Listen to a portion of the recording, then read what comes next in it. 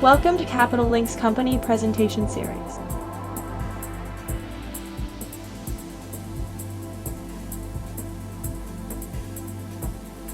Good day to everybody. I'm Nicholas Bornozis, President of Capital Link, and welcome to the 2024 Capital Link's Corporate Presentation Series.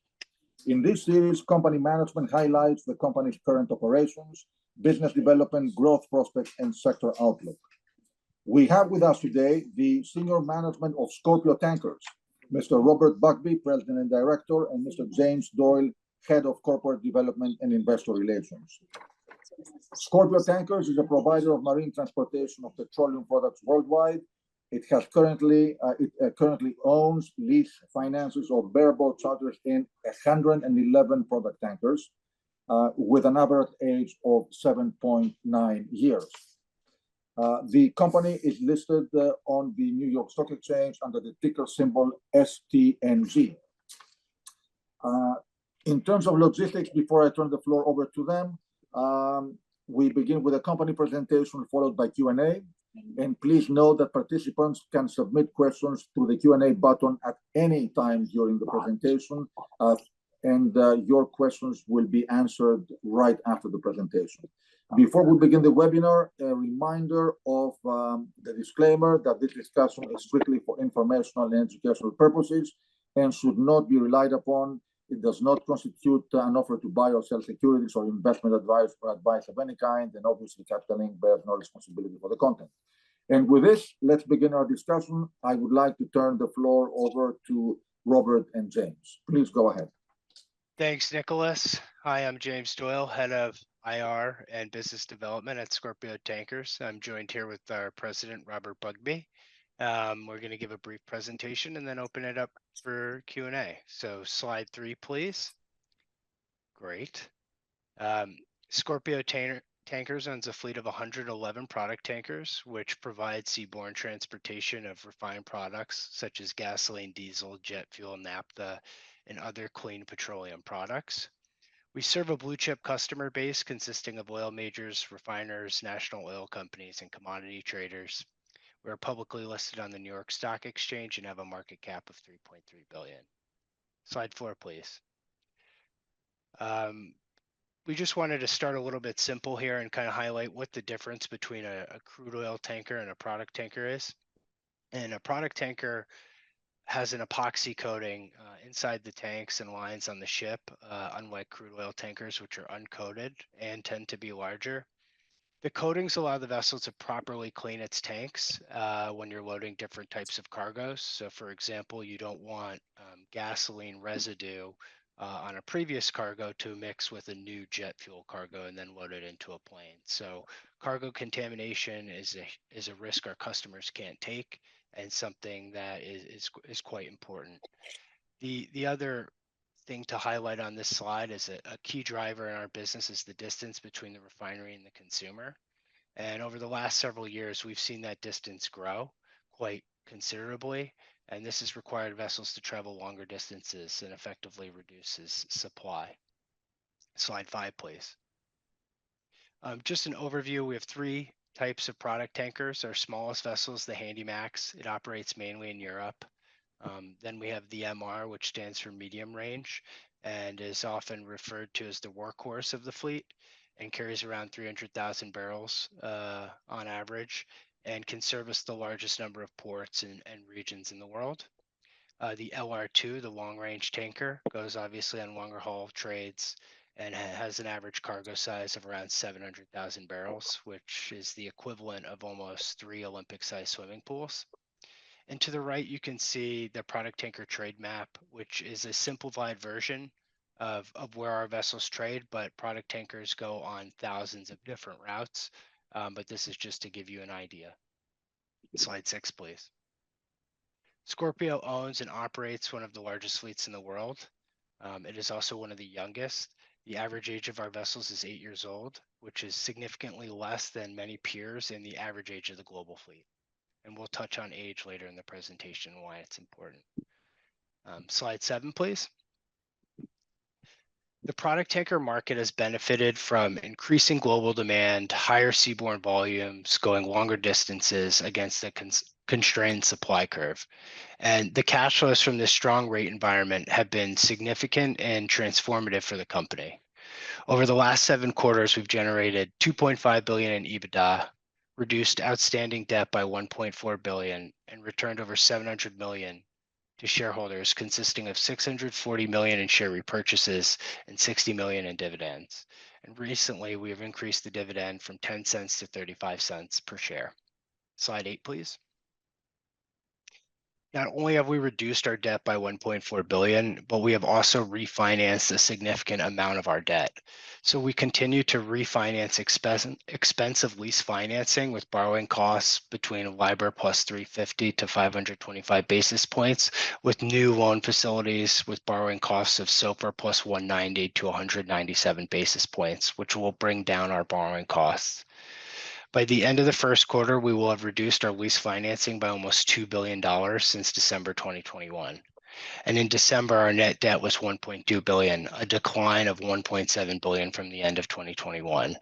So our balance sheet continues to improve, and we feel the company is very well positioned. Slide 9, please. The company has significant operating leverage. At $30,000 a day, the company generates almost $800 million in free cash flow, and at $40,000 per day, almost $1.2 billion. This would equate to free cash flow yields of 22 to 35% based on yesterday's close. And there are several reasons as to why we expect these rates to continue at these levels or potentially higher for the foreseeable future. Slide 10, please. For the last 7 quarters, rates have defied seasonality, refinery maintenance, and other short-term headwinds. Product tanker rates have oscillated between $25,000 and $80,000 per day. And over the last month, we have seen an increase in LR2 rates as refining capacity in the Middle East has come back online after an earlier maintenance season. But really, all of this results into the fact that we've seen strong global demand, low global inventories of refined products, displaced refining capacity, and a constrained supply curve, which has created a really fantastic rate environment. We expect it to continue. Slide 11, please. In addition, disruptions such as Russia's invasion of Ukraine, lower water levels in the Panama Canal, and recent attacks near the Suez have exacerbated the strong fundamentals in our market. At a high level, they make our markets more inefficient, which increases the distances the vessels need to travel and tightens supply. Many of the vessels which have moved into the Russian trade will have a difficult time coming back to premium trades in the US and Europe, effectively reducing supply. And while rates have yet to meaningfully move as a result of the attacks near the Suez Canal, December volumes in the canal were down about 15% year over year.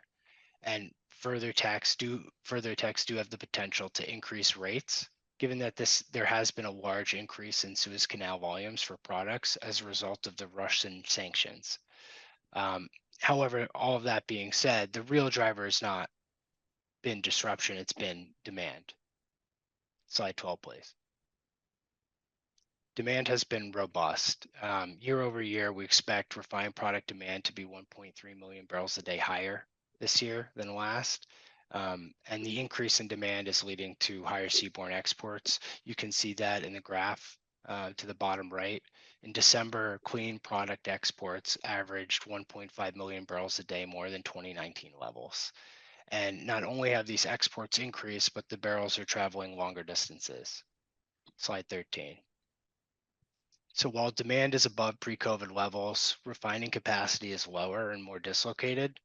The impact of new export-oriented refineries coming online has led to an increase in exports in ton miles, while refinery closures have created the need to replace lost production. For example, in places like Australia, where product imports have increased 48% since closing 2 large refineries since 2020. In each region, there are different refinery configurations, domestic needs, and regulatory requirements. And product tankers really serve as the conduit for rebalancing these surplus products in different regions. So you see surplus naphtha in the Middle East finds its way to Asia, or surplus gasoline in the US find its way to Latin America, surplus diesel going to Europe. And in many cases, some of the largest exporters in the world are also the largest importers, like the United States, which exports a fair amount of product, but also imports quite a bit. And the dynamic here really creates increased triangulation of the fleet, which leads to higher utilization and rates. Slide 14, please. Given the changes and the dislocation in refining capacity, exports and ton miles have grown at a faster rate than underlying consumption of refined product. Product exports and ton miles have increased in 20 of the last 24 years. And since 2000, ton mile demand, which is the quantity of cargo multiplied by the distance it's traveled, has increased at a compound annual growth rate of 3.4%.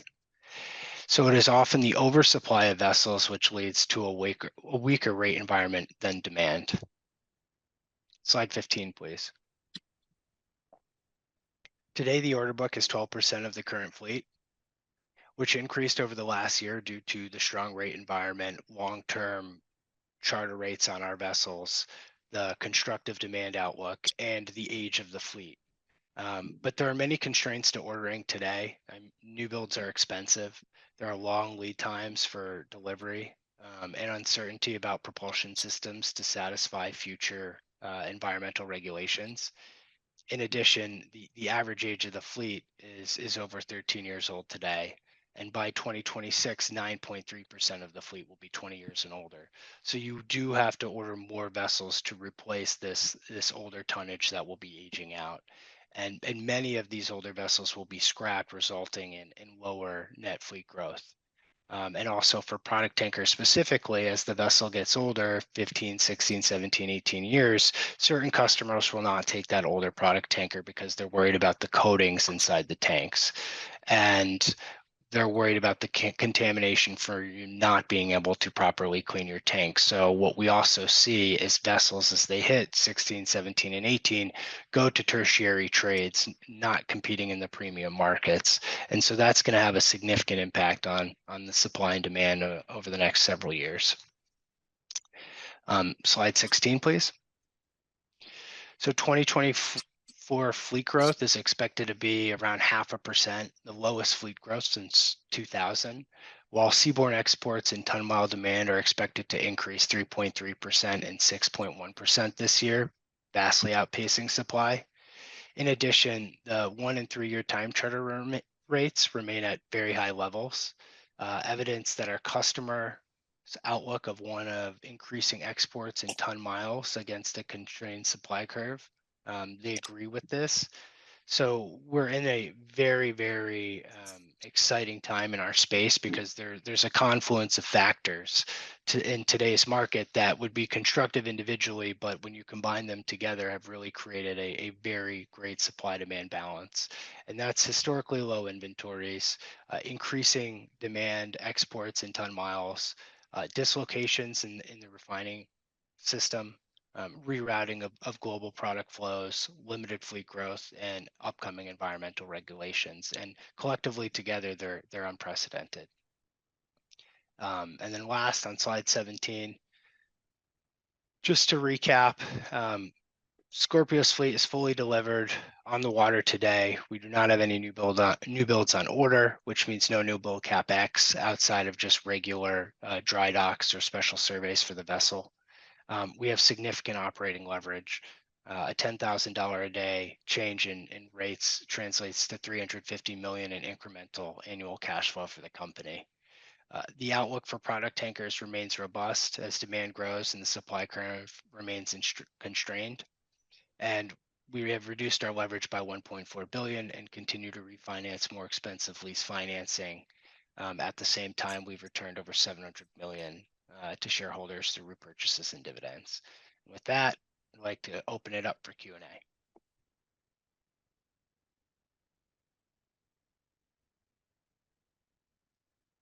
Okay. All right, here's some questions. If you have a question, please put it in to Q&A and we'll address it. Robert, I think this one's probably for you. What are we seeing in the current market today?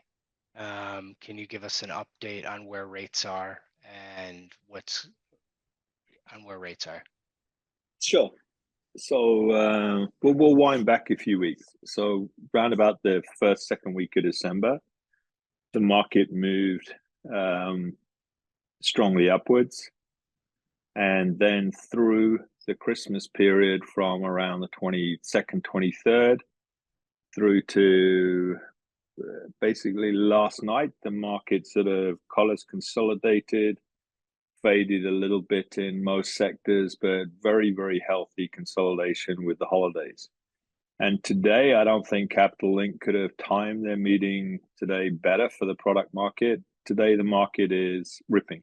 I mean, it is moving very strongly now, particularly in the East. MRs are going up a lot. In the AG, they're going up a lot. And in the US Gulf, where it's definitely hit a bottom, volume and activity is picking up, and we would expect that to move up a little bit this afternoon, but to really gather pace as we move in towards the end of the week and early next week. The LR2s are now, the list is very tight.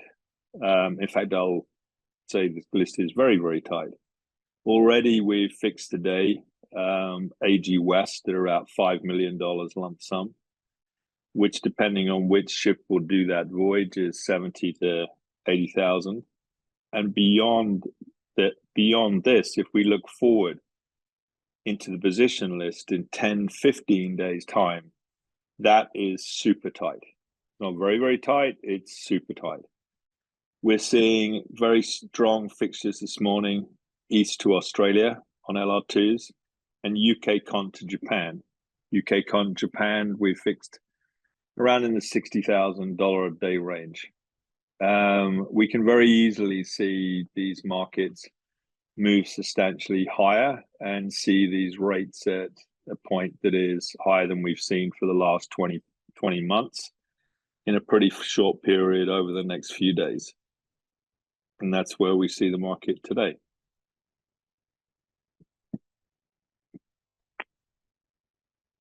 James, I can't hear you.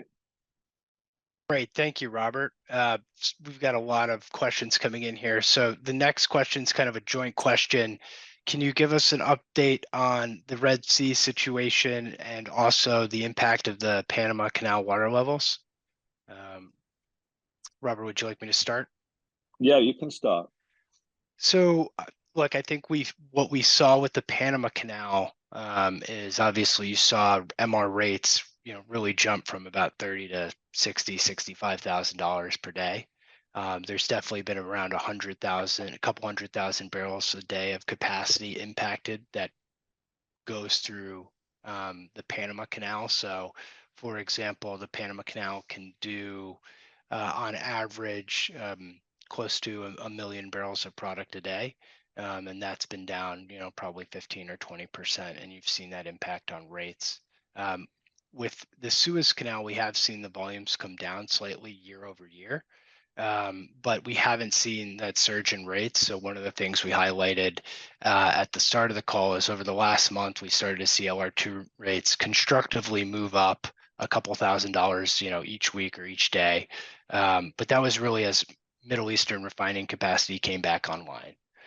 You started to see the increase of those volumes, and basically the Middle East typically does maintenance in January and February. They actually moved it forward to November and December. So we're seeing the benefit of that now, and it's very clear in the LR2 rates. Obviously, it's a situation when it comes to the Suez where you have 10 to 15% of all global refined products, seaborne trade moving through the Suez Canal. So if things escalate, there could be a material impact on rates. I think it's very important for everybody to understand is that so far the product market really hasn't benefited from Suez. And this is because it doesn't really affect the front part of the curve because that's already set. It might affect a couple of voyages itself, but not the overall market. What affects the overall market is what we're starting to see now, the forward position list, that is the number of ships available to come back into a position to load, starts to shrink against the cargoes that needed to be moved. And that's one of the reasons that we can be, so sure that, we don't have to be sure at all on what the market's doing right this moment today because we're literally seeing it in the fixtures. But we can also be so sure that position list and market will continue to tighten because we're seeing the availability of vessels in the future in the loading areas that matter starting to shrink against the cargo load. Agree. Okay, so the next I'm going to start combining some of these questions because they're related. This is one about what are the company's targets for specifically financially? When do you expect to get there? Is it a debt target? And so, given that not everybody has listened to every call, Robert, I'll pass to you, and maybe you can start with what we've done. Okay, we haven't given a precise dollar number. What we've spoken about earlier is that we said that it would be quite clear to everybody in the industry, lenders, participants, that if you've got a modern tanker fleet down to net debt of around scrap value, which for Sting is somewhere between $800 and $900 million, we could all agree that that would be low leverage. Not moderate, but low. So in a world, that was very uncertain, and then, that's about as low as you could go to that low to get to a leverage level that you'd be happy with.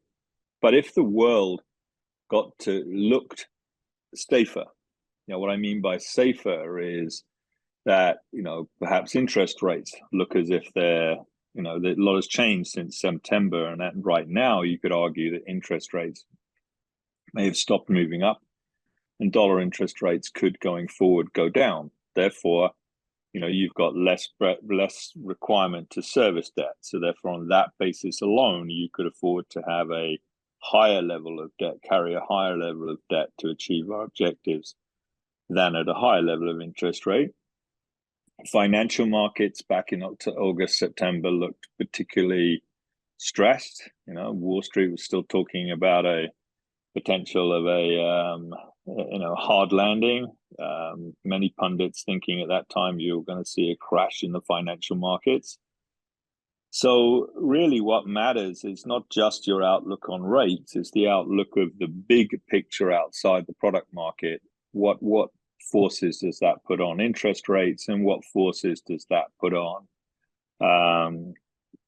your market itself, your financial markets? So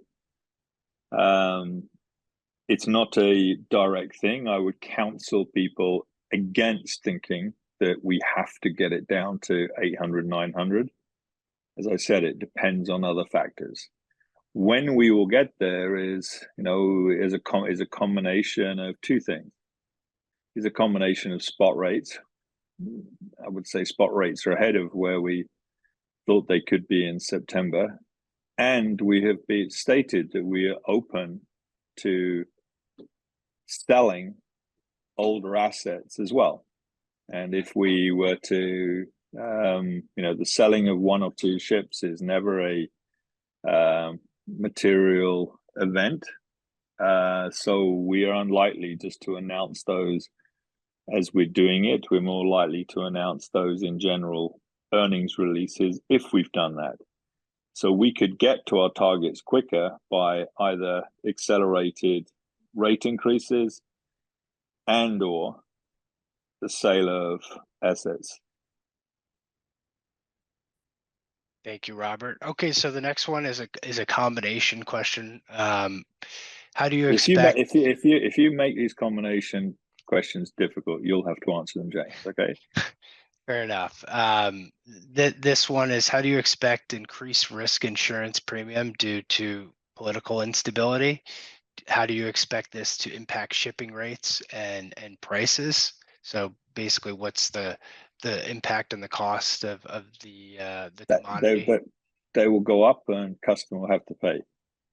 And then, are any charterers or customers concerned about pollution risk of an attack in the Red Sea? I think anybody in shipping nowadays that's wishing to run a good operation is very concerned with pollution risk. very. And then I guess, what are your thoughts on time chartering out more vessels? Have you seen more demand from charterers or customers willing to pay a premium for younger tonnage? And do you think that this has to do with ETS or upcoming environmental regulations? Yes is the answer, but yes to both of those. And where we so far we've been, happy to continue predominantly on the spot market. We will, as we've always done, enter into longer term contracts with, on a customer basis. Sometimes there are customers that are very valuable to the whole enterprise and provide either good information or many of the spot cargoes. So we would enter. We have no problem in entering into longer term contracts with them, and it's not really a market call. But we've been right at the moment to keep the vessels on the spot market. And I guess somewhat related to this question, Robert, is another one, and it's, what is the impetus to create or buy a new ship? Why would somebody do it? And then how are they thinking about upcoming environmental regulations when they order a ship? Because we really haven't seen too many dual fuel ships. Most have been conventional so far over the last year or two with the orders that we have seen. So I guess based on your experience, you were around for the transition out of single hull. So, what do you think? I think all transitions, take a little time to go forward, and it's not certain at the moment as to what engine type is going to win out for the future. So there is there's some risk in choosing something now. But I think that for us, there's no real impetus at all to order new vessels. I mean, we have a fleet that is young enough to continue for many years, and the cost of ordering a new vessel and the fact that you don't get it for 3 years, you have no cash flow for 3 years, against what one of our own ships is actually earning, against the fact that we're trading significantly under NAV anyway, against the desire as shareholders ourselves to return capital in one form or another going forward. There's just absolutely no impetus for us at all. That's helpful. And then we're getting a lot of questions coming in here on capital allocation. So I guess one is, you raised the dividend last quarter. How are you thinking about increasing that dividend over the next couple quarters? I saw on Jay Mintzmeyer that you said you would never transition to a full payout ratio because it hasn't worked well for other shipping companies. But how do you think about the dividend? And then there's another question in there.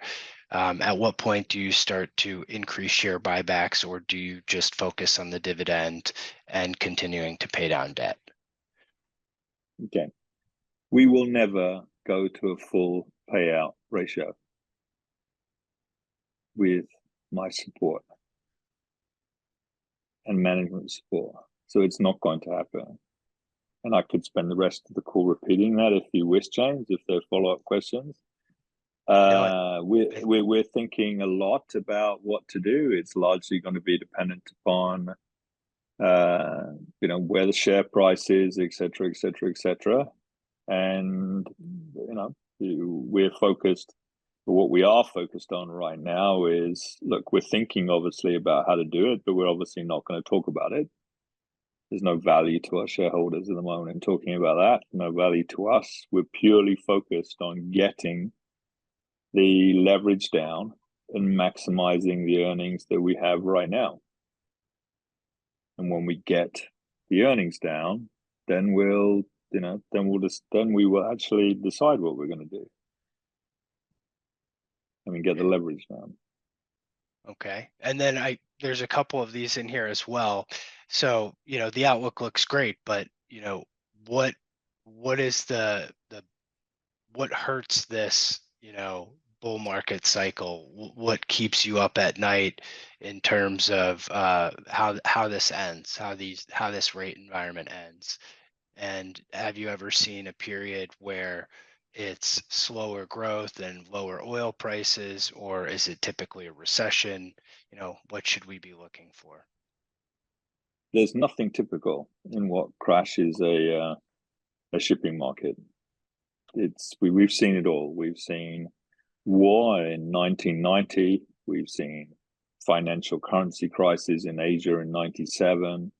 We've seen terrorism in 2001. We've seen financial crisis in 2008.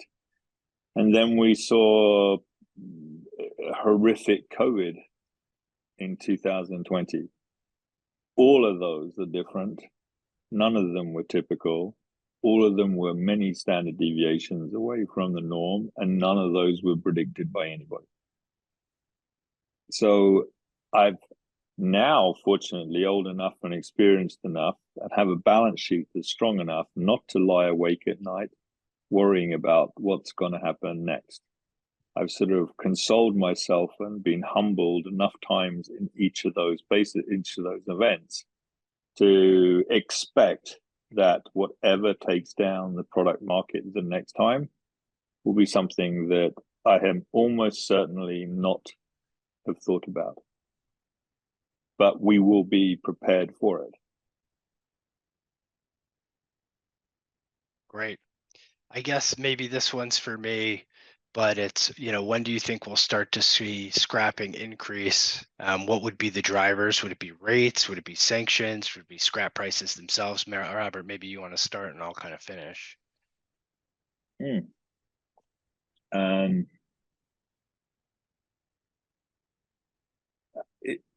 There's no incentive at this point with such high rates and the fact that so many of these ships in the tankers haven't quite reached that 20 level.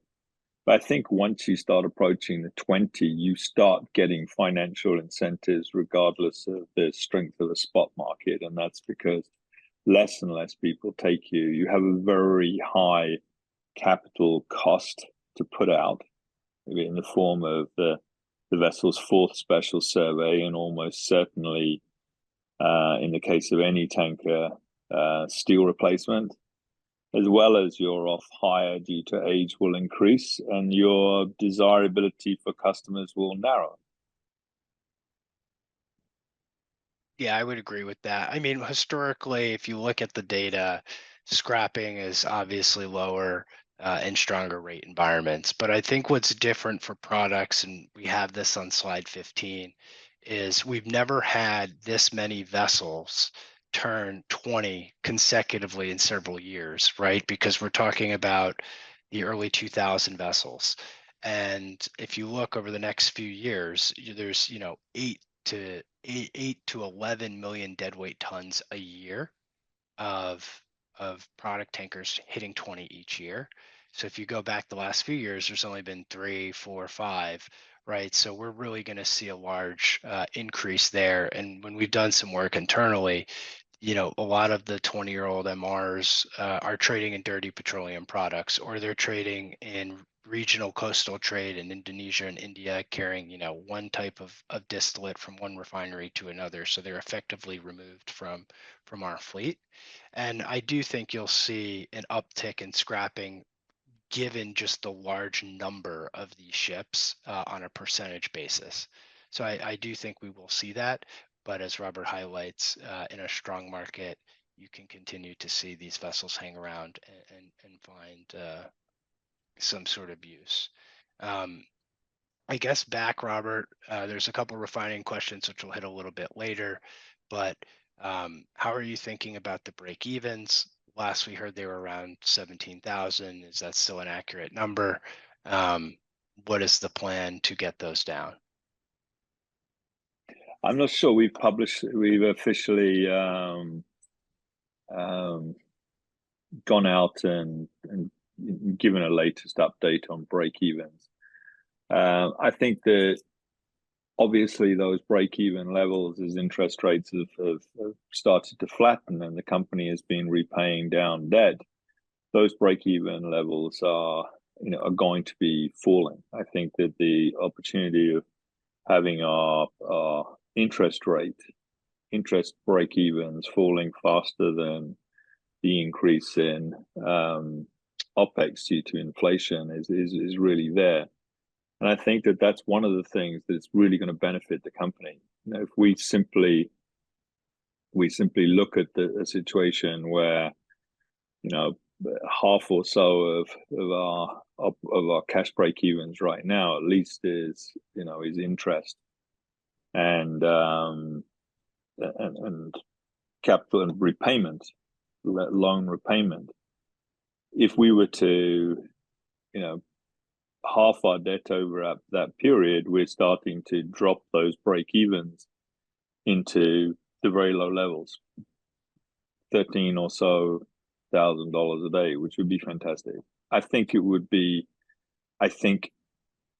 it is a very good position to be in if we had one of the youngest fleets, as well as one of the lowest leverage fleets, as well as the lowest cash break-even. That would be a good goal to achieve. Right. And then I guess given the discount to where the company's share price is to its net asset value today, today, would you be thinking about increasing share buybacks given that discount, or would you be because of the volatility in your NAV? And then there's another question to this: is staying on a pre-split basis was previously a $90 or $100 stock, but is fundamentally in a way better position today than it was 10 years ago. So wouldn't that support more buybacks to try to get it back to a particular price? What would support more buybacks in the future is if we achieve our targets on our net debt position and the stock was still trading significantly below NAV. But if that's just a different question to, what are you doing with your present capital allocation? The present capital allocation is focused on reducing that debt level. And I think that it will, if we look at the rates out there, I think that debt level could be achieved quicker than many people believe. Many other people outside of the company believe it can. And then, what are your thoughts on? But we want to play from a complete position of strength and respect the fact that it's a volatile world out there, for good and bad. And what about consolidation? I mean, obviously we've seen a lot of consolidation in the dry bulk space. Is Sting looking to acquire anybody, or do you see any other potential combinations out there over the next year?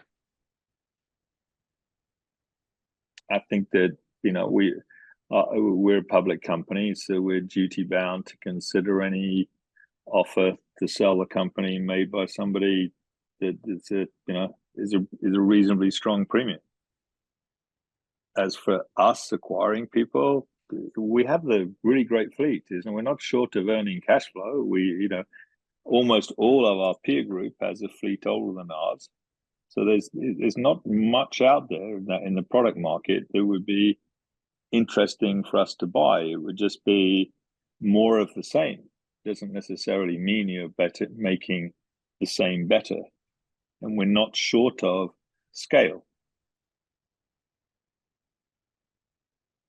So it's not attractive to acquire other people. Okay. And then we've got a few questions here, kind of.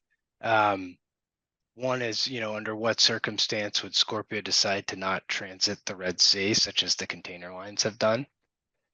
I'm not going to discuss anything to do with Scorpio's operations in the Red Sea. There is little value to the safety of our crew, either whatever we say going forward. It's just best to take the privilege of silence on that one and literally not to make yourself a target. Noted. And then there's a question here about upcoming refining capacity addition, specifically in Nigeria, the Dangote refinery, which is expected to come online this year. I'll take that one. There's a few train of thoughts when it comes to this Nigerian refinery. One is that they'll no longer need to import the 500,000 barrels a day of products that this refinery will produce.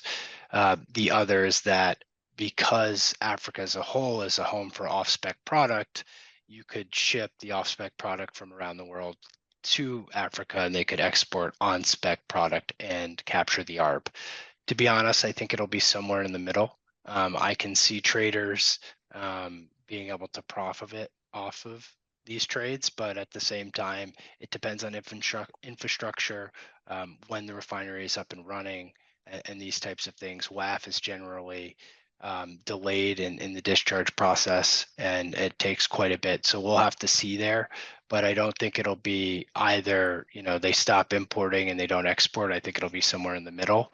The next question is about China. Hold on. I'd like to add to that, because the history of new refineries in new geographical places has never been negative to the product market. Rather, it's stimulated further trade through arbitrage, etc., because no refinery has ever produced in its history the exact mix it needs for its own localized distribution.